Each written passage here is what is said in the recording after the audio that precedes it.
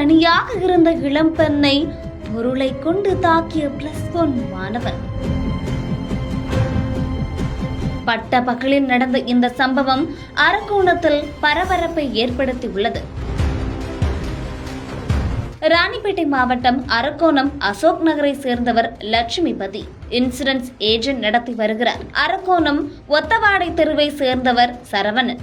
இவர்கள் இருவரும் insurance agent ஆக உள்ளனர். இதனால் லட்சுமிபதியும் சரவணனும் தொழில்முறை நண்பர்களாக உள்ளனர்.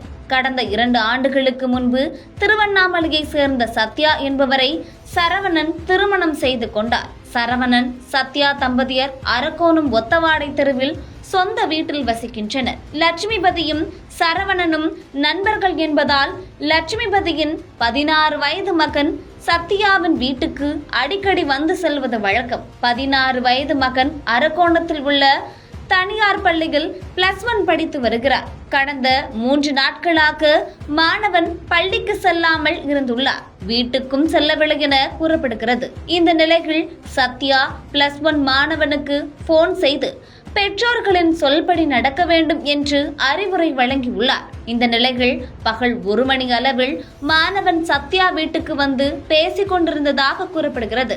திடீரென வீட்டில் இருந்து ஐயோ அம்மாவென அலறல் சத்தம் கேட்டுள்ளது.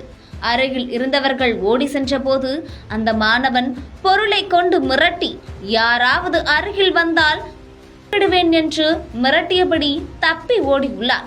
வீட்டிற்குள் சென்று பார்த்தபோது அறை முழுவதும் ரத்தமாகவும் சத்யாவின் உடலில் பல இடங்களில் காயம் இருந்ததும் தெரிய வந்தது.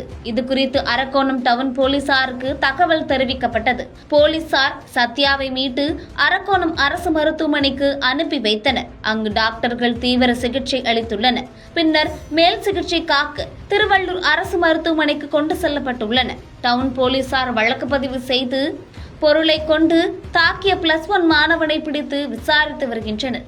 எதற்காக சத்யாவை மாணவன் தாக்கினான் என்பது குறித்து தீவிர விசாரணை நடத்தி வருகின்றனர். பட்ட பகலில் நடந்த இந்த சம்பவம் அரக்கோணத்தில் பெரும் பரபரப்பை ஏற்படுத்தியுள்ளது.